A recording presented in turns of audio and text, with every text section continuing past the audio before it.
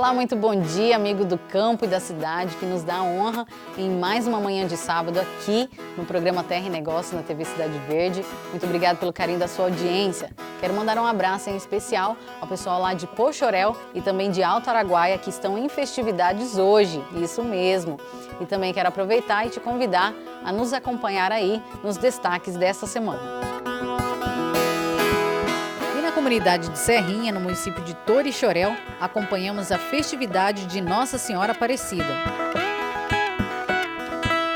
Uma entrevista com o diretor executivo da Acrismate sobre a crise suína na China e o leilão do milho. E você começa a acompanhar a série do Prato ao Pasto, que contará a luta contra a febre aftosa no Brasil. E o programa Terra e Negócios está no ar.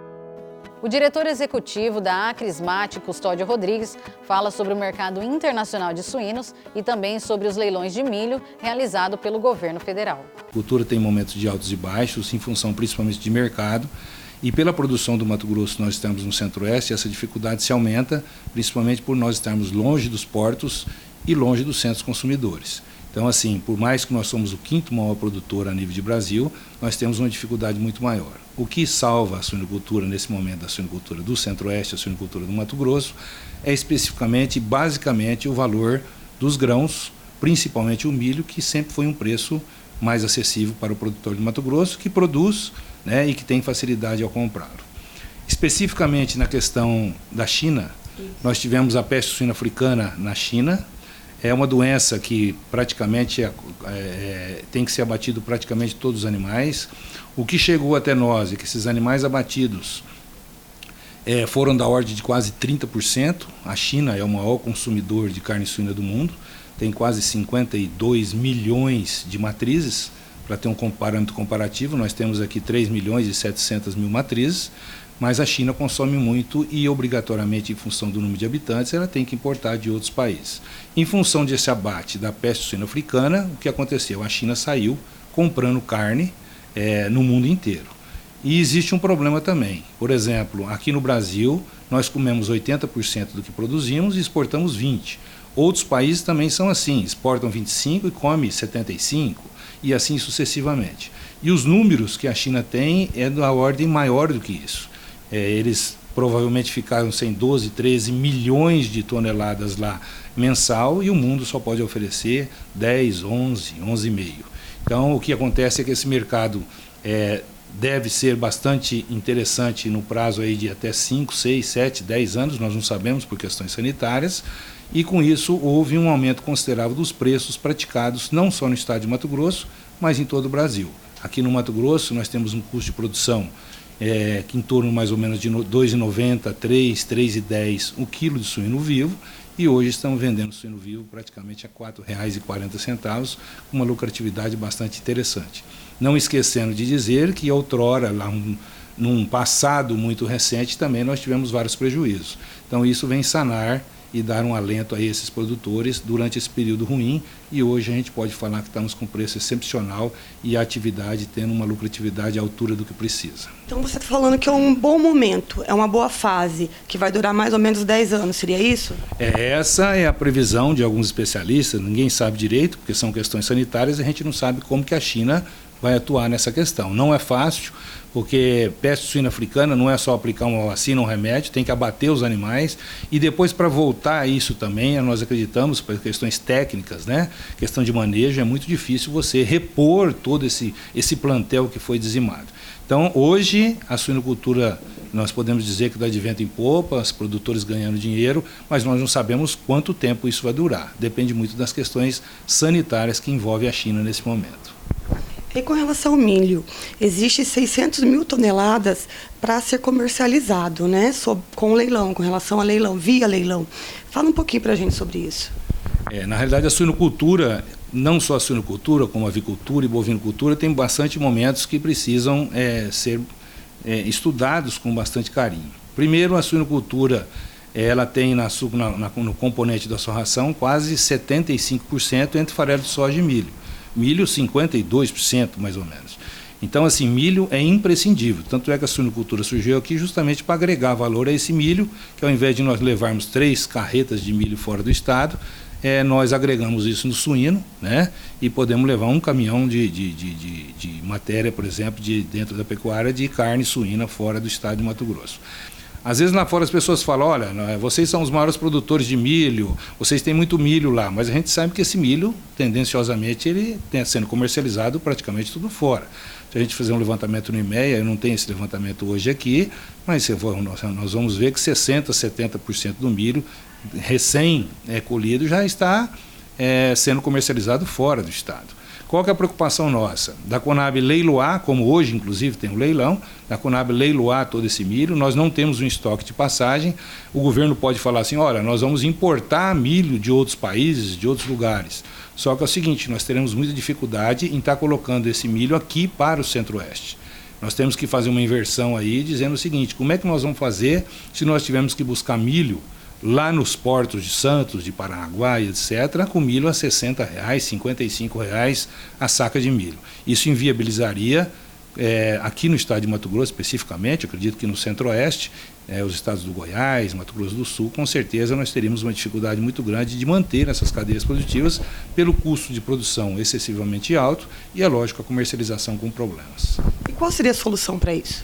Bom, a solução seria o governo, pelo menos, ter um pouco de estoque desse milho, né? Por quê?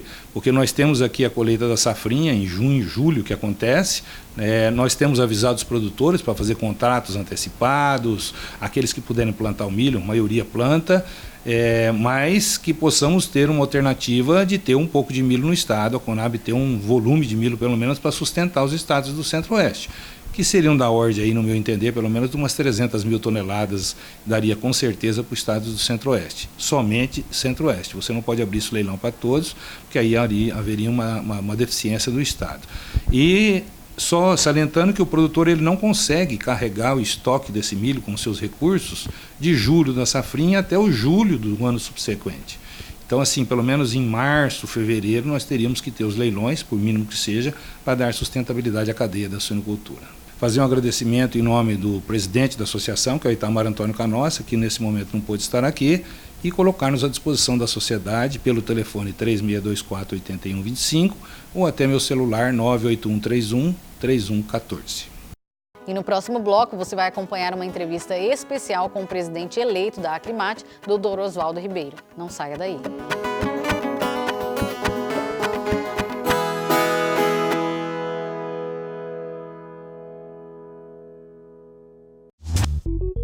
Alô, galera de Cuiabá, cheguei, hein?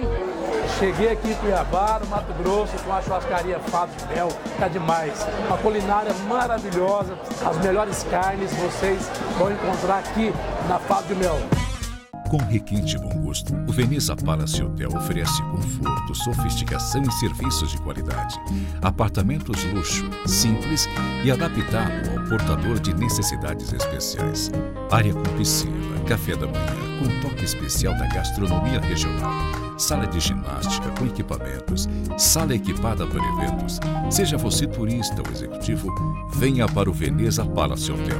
Um lugar feito especialmente para você. Há 23 anos, Mato Grosso está livre da febre aftosa e temos orgulho de ter o maior rebanho de gado do Brasil. De 1º a 30 de novembro, a vacinação é obrigatória para bovinos e bubalinos, de 0 a 24 meses. Aplique a vacina na tábua do pescoço e comunique ao INDEA do seu município. E não se esqueça que a dose da vacina diminuiu, de 5 para 2 ml. Vacine também as suas fêmeas de 3 a 8 meses contra a brucelose. Rebanho protegido, lucro garantido. Uma campanha FESA Mato Grosso. A comunicação visual da sua empresa é algo que capta a atenção e o olhar do cliente. A partir desse momento, ele tem a primeira impressão sobre o seu negócio. Não deixe o nome da sua empresa sumir em meio a tantas outras marcas no mercado. A gente executa fachadas, letras caixas, banner, adesivos, ACM, totem. Solicite um orçamento. 65 65 30 55 23 30. Executa Design Visual.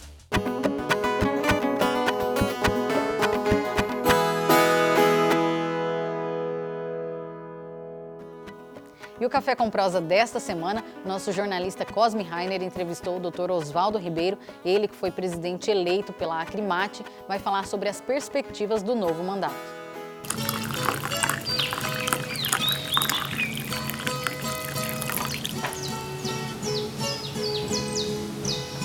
Olá, bom dia. Estamos de volta com o Café com Prosa e hoje estaremos conversando com o Dr. Oswaldo Ribeiro. Ele que é o presidente eleito da Acrimate. Dr. Oswaldo, quais são os desafios que o senhor vê aí pela frente para essa gestão do senhor na Acrimate? Bom dia a todos. Primeiramente, gostaria de agradecer aos associados que nos elegeram, a nossa diretoria anterior, que também me ungiu como o novo presidente da Acrimate, me convidaram e eu aceitei com o máximo prazer. E vamos continuar enfrentando. Eu já faço parte da diretoria há 6 anos, né? Sou diretor financeiro e tenho bastante desafios, 6 dos desafios da entidade, mas assim, o principal nosso é olhar bastante para o produtor, né? Olhar para a base, para o pequeno que não tem essa assistência ainda, né? Esse é o desafio principal, além de todos, trabalhista, ambiental, né? Focar o produtor a obedecer a lei, né? Obedecer as normas, as regras, mas sempre orientando, ajudando. Doutor Oswaldo, o senhor foi eleito em chapa única, né? Isso quer dizer que tem mais responsabilidade, né? Com certeza. E a vantagem da chapa única é assim, que a entidade não se divide, né? Mas a responsabilidade, com certeza, é muito maior, porque a gente está mais comprometido com a grande maioria dos produtores. Hoje não tem distinção entre um pecuarista grande e um pecuarista que tem ali 1 ou 2 vacas, né? Para a Acrimate, nenhuma, né? Aliás, o pequeno, a gente volta muito mais para o pequeno, porque o grande geralmente já liga para a gente, tem algum problema, já tem uma demanda, mas o pequeno não tem esse acesso, né? Então, assim, fica mais difícil para ele. Por isso que a gente está sempre andando no interior para poder chegar na ponta mesmo, chegar na base. Pois é, eu ia fazer essa pergunta, o que fazer para chegar e fazer até esse pequeno produtor, porque ele não está só aqui na Baixada Cuiabana, né? A Acrimate hoje ela tem uma atuação estadual, né? E como fazer para ele também estar dentro da Acrimate? Isso, assim, nós temos 8 regionais, né, divididos no estado, Juara, Juína, Pontes Lacerda.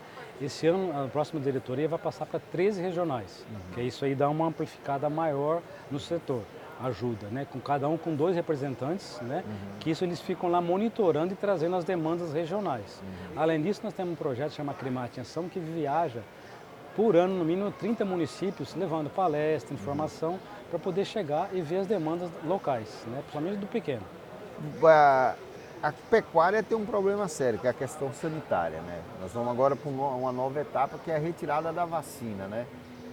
O que mais preocupa para vocês da Acrimate, para o setor de maneira geral, com a retirada da vacina, da febre aftosa? Isso, toda vez que você fala em problema sanitário, mexe com toda a cadeia, né? Então, assim, nós temos muito pé no chão para poder fazer essa retirada, estamos com o máximo cuidado, reunindo com o governo federal para poder tirar isso com o máximo cuidado. Então, tomando cuidado, nós temos já muito mais de 20 anos sem um foco, né, de aftosa, isso significa que nós estamos fazendo o nosso trabalho, né, mas assim, o importante é não abrir a guarda, né, deixar sempre alerta, porque uma hora pode voltar, né? Se não tomar cuidado, volta, né? Com certeza. Doutor Oswaldo, o senhor é médico de formação e pecuarista, né? Isso, eu tenho 36 anos de formado em medicina, né? Mas assim, eu tenho, além da minha família, eu tenho uma paixão que é a pecuária, né?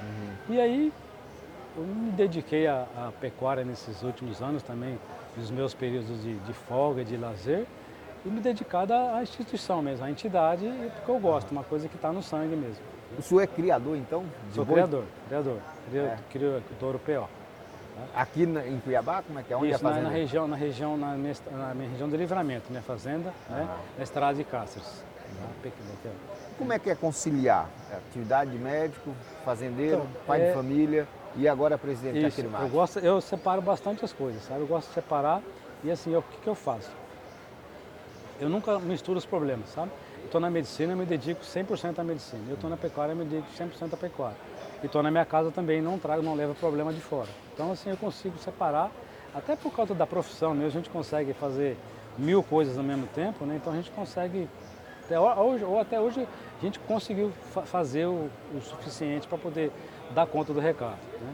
Mas não é fácil, né? Não é fácil, é uma luta, é inglória, porque assim, te suga toda a energia, quer dizer, a entidade precisa, né? A medicina precisa e a família também precisa. Então, porque o senhor vai ter que conciliar aí na sua agenda viagem, uma série de compromissos fora do estado, dentro do estado também, fora de Cuiabá, né?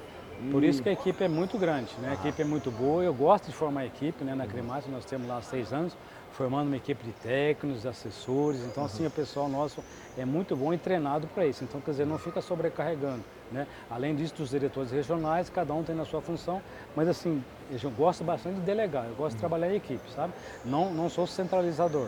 A gestão, ela não vai ter muita sobressalto aí em relação ao Marco Túlio por senhor, não, né? Porque o senhor é da diretoria também. Com certeza, eu me identifico muito com a diretoria anterior, já era da diretoria anterior, passei para a diretoria atual e estou indo para a próxima diretoria, assim, seguindo os mesmos parâmetros que assim, da ética, né, das boas práticas. Né? Então, a gestão vai continuar profissional? Vai ser bem profissional. Doutor Oswaldo, para encerrar, os desafios postos não significa conflito de valores, né, da associação com... Vocês praticamente fazem a mesma coisa, né? Defende o setor, é quase uma luta sindical também, né? Então não vai ter muitos conflitos aí com entidades. Com certeza, nós temos uma parceria muito grande. Hoje mesmo conversei com o presidente Normando, que é da FAMATO, que é a entidade mestre, que é a que centraliza todas as entidades, né? Nós temos uma sintonia muito grande, né? E vamos sentar mais e reunir todas as entidades e conversar sempre. Nunca vai ter esse problema de, a minha entidade é mais importante que a sua, é sempre discussão e coloca na mesa as cartas e a gente decide o melhor possível para o setor. E a relação com o governo? O governo do estado, o governo federal, como é que é? Com o governo federal tem até uma relação muito boa que nós temos lá no IPA, né? Nós temos uma entidade que faz parte da Frente Parlamentar da Agropecuária, que dá base aos deputados e senadores, né? Da parte federal nós estamos bem servidos. Na parte estadual, no começo do mandato desse governo atual, tivemos alguns percalços. Mas agora estamos alinhando, já estamos sentando na mesa para conversar. Porque tem um problema da pauta do boi, né? Isso, o problema da pauta, o problema do imposto, essa renovação do FETAB, essa mudança do ICMS causou muito ruído no setor, né? E a gente, como defende o produtor e não quer que tenha mais imposto, um setor sobrecarregado como o nosso, né, a gente não gostaria que tivesse mais imposto. Mas a gente luta e sempre discute. E já falamos com o governo, quando você precisar, vamos definir as regras do jogo antes depois no meio não, né? Então deixa a gente trabalhar, né? Então é isso que a gente está fazendo. Doutor Oswaldo, para encerrar, essa questão do imposto,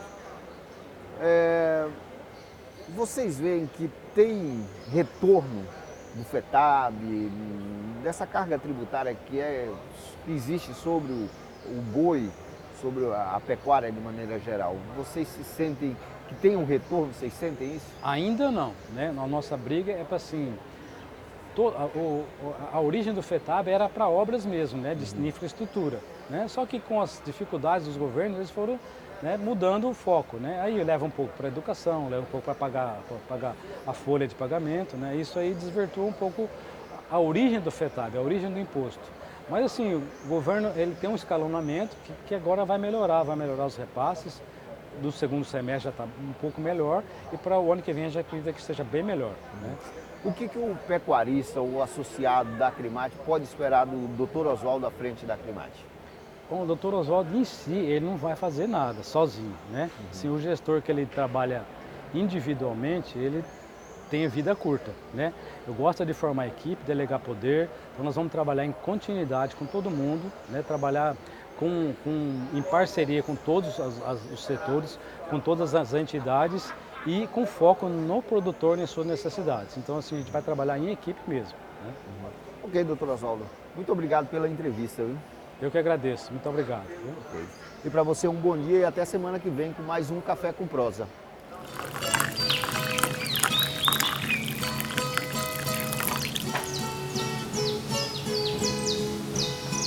O economista Amado de Oliveira faz uma análise sobre a definição do aumento de preço do arroba.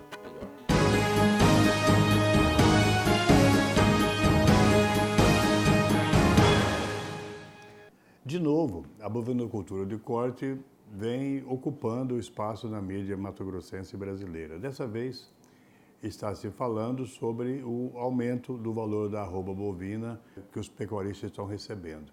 Claro que o que define o preço do boi são os currais dos frigoríficos. A escala do frigorífico está diminuindo em função da oferta no período de seca. Agora, há que se considerar também que o aumento da receita do bovinocultor não significa renda, não significa lucro. Pois bem, veja você que nesse período de seca que nós estamos saindo, os custos da propriedade se elevam, os custos com oferta adicional de rações processadas se elevam e, de fato, termina por ter menos rentabilidade no negócio.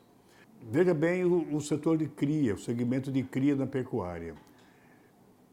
A receita cai, o preço o bezerro como reposição também reduz-se o preço e, evidentemente, é lá que começa a bovinocultura de corte. Então, nós estamos experimentando uns preços melhores na arroba do boi e rentabilidade ficando cada vez mais difícil. O produtor tem que avaliar essa situação para o ciclo seguinte, especialmente agora, que nós estamos entrando num ciclo virtuoso da pecuária de corte, que é o período de chuvas.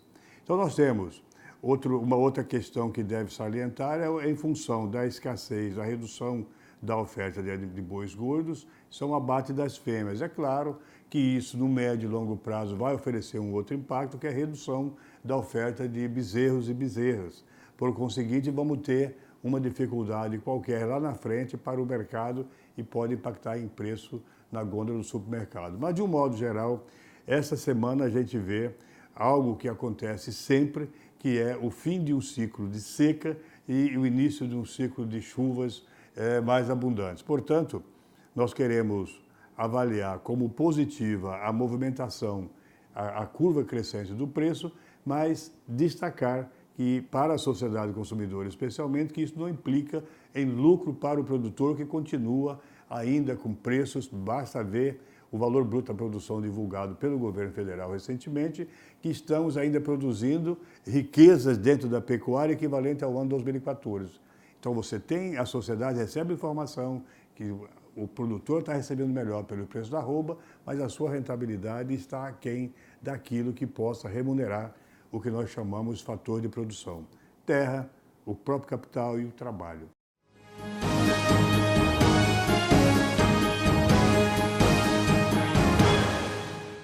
E na próxima matéria você vai saber sobre a estimativa de plantio da safra 2019/2020. O plantio em Nova Mutum ele já está bastante avançado e tem um município vizinho que é Santa Rita e Trivelato, que nós também acompanhamos. Nós devemos ter entre Mutum e Trivelato em torno de 80% da área plantada. Nesses dois municípios planta-se em torno de 560 mil hectares. E qual a expectativa de produtividade do produtor? Hoje o produtor não pode pensar em produzir menos de 52 a 55 sacas por hectare. Dependendo do produtor, mesmo aquele que é dono da terra ou mesmo aquele que paga arrendamento, a nossa margem está muito pequena e o produtor tem que ser muito eficiente e torcer para o clima, ser muito favorável, porque hoje o produtor, dentro daquilo que a gente acompanha, ele tem que ter hoje no mínimo uma produtividade de 60 sacas de soja por hectare para ele conseguir sobreviver na atividade. Essa produtividade média que você está falando, ela cobre o custo de produção hoje? Numa produção média que a gente está estimando de 55 sacas por hectare, é para cobrir a maioria. A minha preocupação, como eu disse, é quanto à questão daqueles produtores que pagam de 10 a 12 sacas de renda. Então hoje o grande ativo que fica, que normalmente ele paga a renda na soja, mas não paga no milho. Então toda essa área plantada de soja, há uma tendência natural de nós termos condições de fazer milho. Milho safrinha, que vamos plantar esse milho aí até o máximo dia 20 de fevereiro. E os ativos do milho futuro, que está nos mostrando aí preços médios variando de 21 até 23 reais a saca de milho, pode talvez não ter uma renda muito boa na soja, mas o milho pode nos ajustar, nos confortar para que a gente possa ter uma renda. É lógico que nós vamos precisar também de clima, porque infelizmente, é importante que as pessoas que estão nos ouvindo saibam que hoje o nosso custo de frete, nossos custos dos impostos, os impostos diretos e indiretos, está dando uma sobrecarga muito grande ao produtor, principalmente aqui no estado do Mato Grosso, onde a gente contribui com um imposto chamado FETAB, que era para fazer estradas, e essas estradas não estão sendo construídas, os governos têm nos enganados, e além do soja, é o algodão, é o milho, que tem uma sobrecarga muito grande de imposto. Isso aí, de certa forma, cai no bolso do produtor, e onde ele tem que ser realmente cada vez mais com alta produtividade para cobrir seus custos de produção. E no próximo bloco você vai acompanhar o Pé na Estrada lá na comunidade de Serrinha. Não saia daí.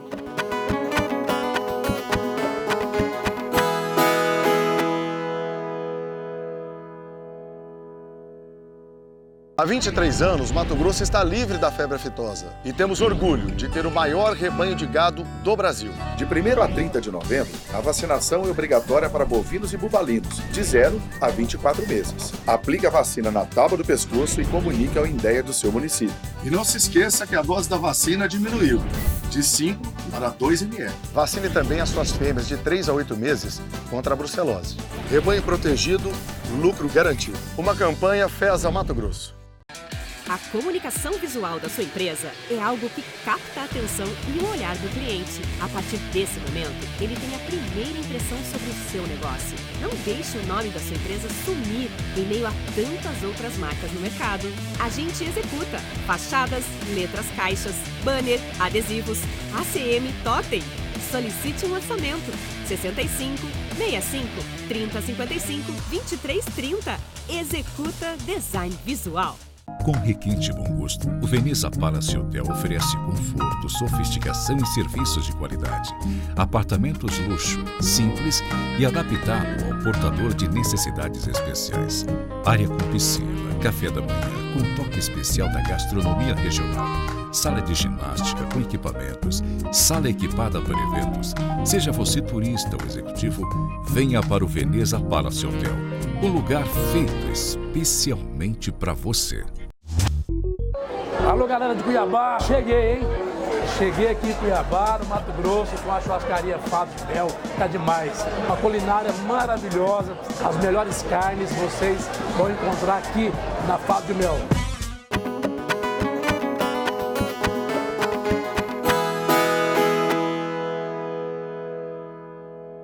E o Pé na Estrada dessa semana foi lá na comunidade de Serrinha, próximo a Torixoréu, junto com os festeiros da festa de Nossa Senhora. Vem com a gente.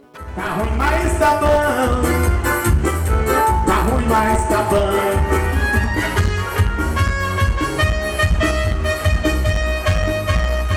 Olá, o Pé na Estrada hoje literalmente está com o pé na estrada. Nós viemos na região leste do Mato Grosso para conhecer uma festa que acontece aqui no município de Torixoréu. Eu estou com a dona Eliane, que é a festeira, e o Tiago, que é um músico que vai tocar na festa.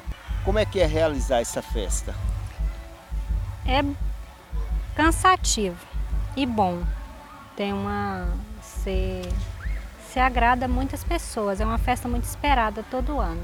Há quantos anos que vocês realizam essa festa aqui na Serrinha? Já tem 21 anos. Você mora aqui na região? Não, eu moro em Torixoréu. E o que leva você que não mora na região a ser festeira de uma festa que nós estamos aqui a 70 quilômetros da sede do município, né?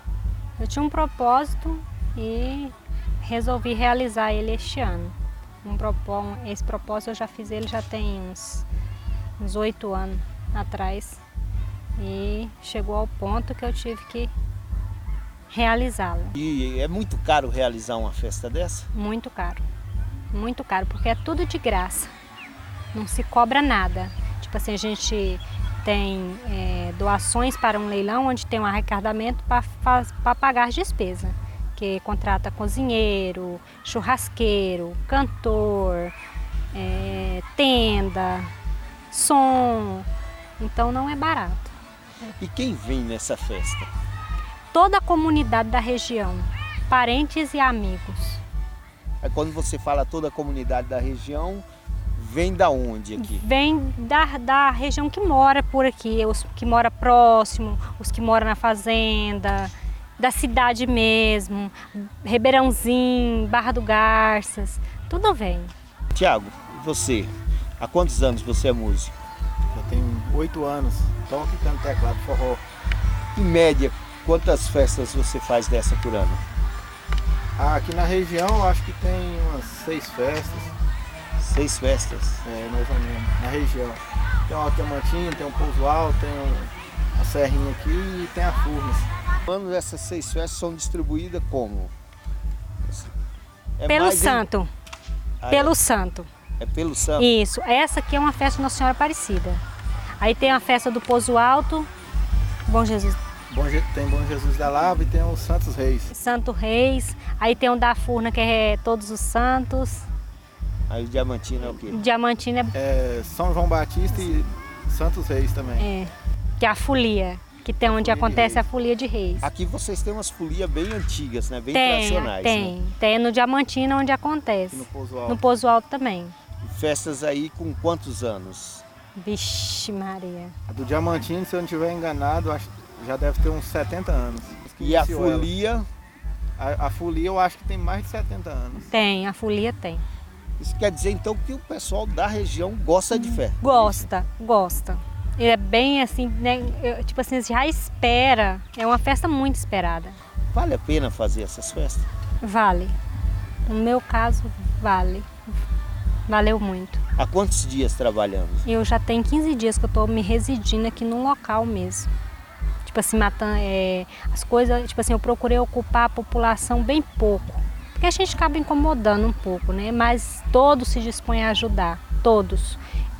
Mas eu procurei fazer tudo eu mesma com aquele rapaz. Tipo assim, matar vaca, matar porco, contratar, arrumar pequenas coisas. Porque, tipo assim, eu fiz o forro da igreja, pintei todos os barracão, entendeu? Arrumei piso, arrumei ainda tem isso, essa coisa de... Tem, isso aí você tem que fazer alguma coisa para a igreja. Isso. E todas as festas é desse jeito, né, Tiago? O dia todo é uma comilança danada. Isso, é a comilança danada. Tudo em nome do santo. Tudo em nome do santo. E tudo, para as pessoas que estão aqui, é tudo proporcionado de graça. A única coisa que a gente não proporciona é bebida. Que aquele bar tá ali, ele faz é vender a bebida. Quem quiser, que vai lá e compra a sua bebida. O baile também não é cobrado a entrada? Não, eu não cobrei nadinha dele. Ele colocou o bar e pronto. No caso, vocês já estão esperando o ano que vem, então, né? Quer dizer, você não vai ser mais a festeira, não. Né? Não vou ser mais a festeira. Mas vai vir na festa. Vou, sim. Com certeza. Se Deus proporcionar que eu possa vir, com certeza eu virei. E aí, Tiago? Mais uma festa ou mais um ano com festas? É, mais um ano, né? Com festas. Ok, muito obrigado. Não há de quê. Nós viemos aqui no município de Torixoréu, na região leste do Mato Grosso, conhecer um pouco da tradição dessas pessoas aqui com relação às festas de santo. Você, muito obrigado e até o domingo que vem com mais um Pé na Estrada. Uma coisa toma conta do meu coração.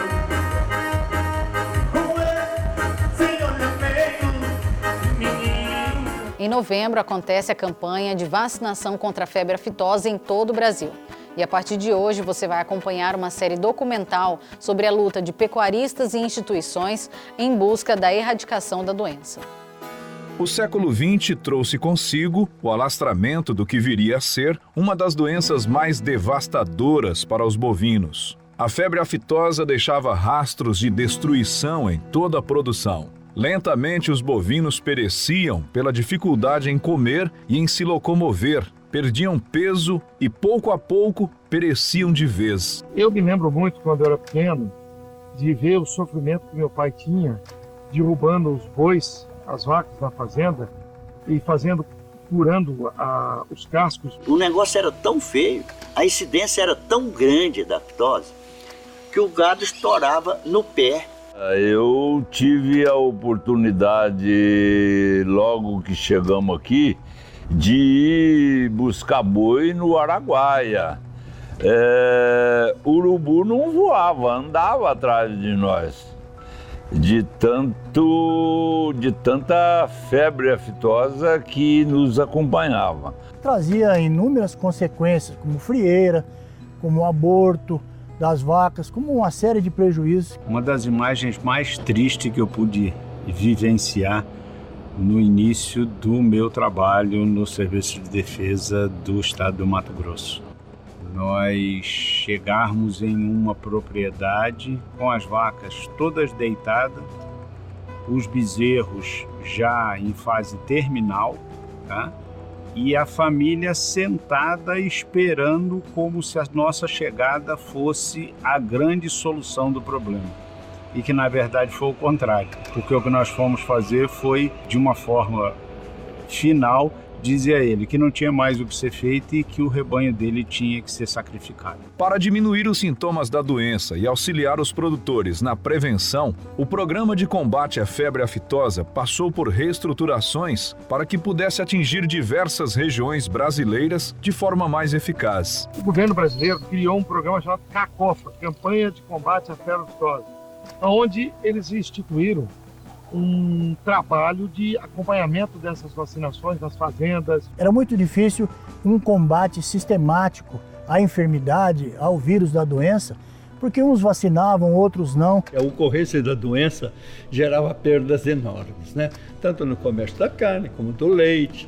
E muitas vezes o abate de animais em certas regiões. Esse compromisso do setor privado era o combustível que faltava para o programa de erradicação, até para que houvesse o convencimento dos gestores públicos de que aquilo era importante para a população, não era importante apenas para os profissionais do serviço de defesa. E naquele primeiro momento, o caminhar era implantar o cadastramento de propriedades em todo o território e simultaneamente, o processo de vacinação, de imunização do rebanho. E para você estabelecer esses calendários, você precisava de ter uma estrutura técnica por trás disso. E essa estrutura técnica foi a formação dos circuitos pecuários. Os circuitos regionais auxiliaram nas implantações de campanhas informativas e de vacinação. A união de diversas entidades, juntamente com os produtores, também foi de grande ajuda para o avanço da erradicação. Os circuitos pecuários levavam em consideração não só as divisas dos estados,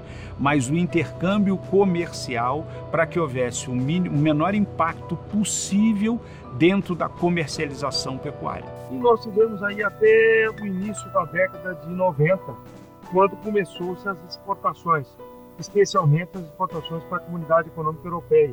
Os países criaram realmente um conceito de que teve febre aftosa era mais ou menos como ser morfético no passado, né? Não vamos importar nada desse país. É algo que denigra a imagem do produtor, da região, do estado e do país. Com o avanço do programa no Brasil, era importante manter a fronteira também estável. O modelo do programa de combate à febre aftosa passou a ser usado em países vizinhos, para que a febre aftosa pudesse ser controlada na fronteira e também para que qualquer tipo de rastro fosse extinto. Nós temos uma fronteira seca muito extensa, né? A fronteira com o Paraguai, a fronteira com a Bolívia e tal. Era uma região que estava crescendo, com produtores rurais brasileiros mudando para a Bolívia, e que a gente sabia que a Bolívia não tem tradição de consumo de carne e nem de exportação de carne. E que essa produção dela, invariavelmente, ela viria ou para o Mato Grosso do Sul ou para o estado do Mato Grosso. Houve aquela fase de doação de vacinas, aí a FAMAT fez um trabalho muito grande, na época do Zeca Dávila começou, né? E depois, quer dizer, o próprio Dr. Décio participou disso e houve progressos acentuados nesse sentido. Foi um trabalho muito sensato que começou a fazer em Mato Grosso com a Bolívia. E nós aqui também começamos copiando em Corumbá e também depois em quase toda a fronteira com o Paraguai esse trabalho. O pecuarista não só bancou o INDEA nesse longo período de tempo, como também fizemos doação de vacina, você mesmo é testemunha e prova disso, que nós fizemos muitas campanhas na Bolívia, no país vizinho. Cada um dos países passa a fazer, os serviços de defesa dos países se falam, né? O Brasil, o Serviço Oficial do Brasil, o Ministério da Agricultura, firmou um acordo de fronteira com Bolívia e com Paraguai, tá? E nessas reuniões do acordo de fronteira, quando passa a iniciativa privada a estar lado a lado com o setor público, começa a acontecer simultaneamente as reuniões do setor privado desses países apoiando o trabalho de fronteira. Salíamos com barcos pequeños, sin cámaras de frío, íbamos 3 días avanzando, se acababa el hielo, teníamos que volver otra vez y no avanzábamos más de 200 kilómetros. Era casi imposible que nosotros hagamos la vacunación. Nós agora estamos mais de 5 anos sem brote, verdade? Nós temos uma realidade epidemiológica no Brasil que os estados mais recentes que tiveram a doença já faz 10 para 11 anos, que foi Mato Grosso do Sul e o Paraná. E os demais estados estão com 15, 20, mais de 20 anos sem aftosa. O vírus não conhece divisa, o vírus não conhece barreira. O que precisa ter é fiscalização, vacinação e acompanhamento permanente. O combate eficaz à febre aftosa abriu portas para que outros programas fossem remodelados e readaptados. O controle da movimentação de animais hoje no Brasil, ele está praticamente baseado na documentação gerada pela vacinação contra a febre aftosa. A aftosa ela é uma referência da sanidade de todas as doenças.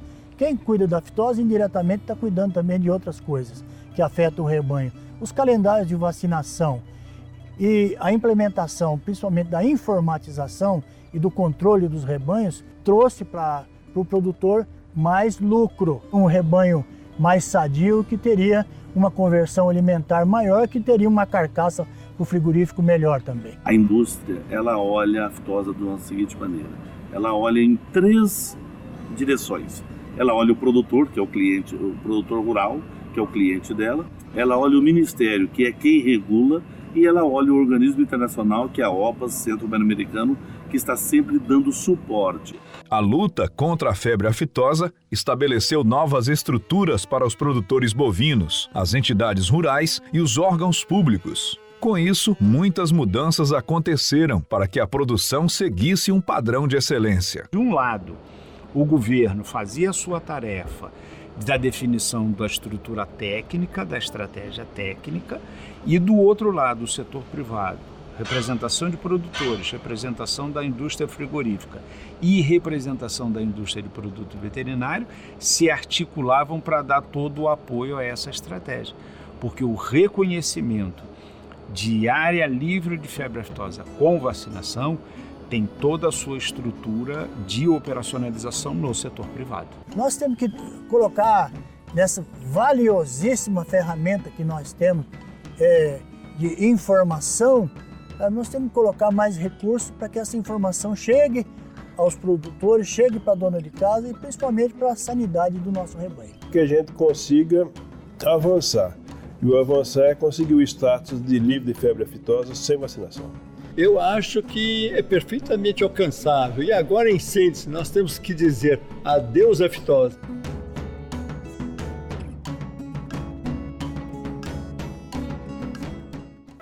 E o programa Terra e Negócios fica por aqui. Muito obrigado pelo carinho da sua audiência e eu te convido a estar conosco no sábado que vem, às 9 horas da manhã, aqui na TV Cidade Verde. Não deixe de nos acompanhar também em nossas redes sociais. Até lá!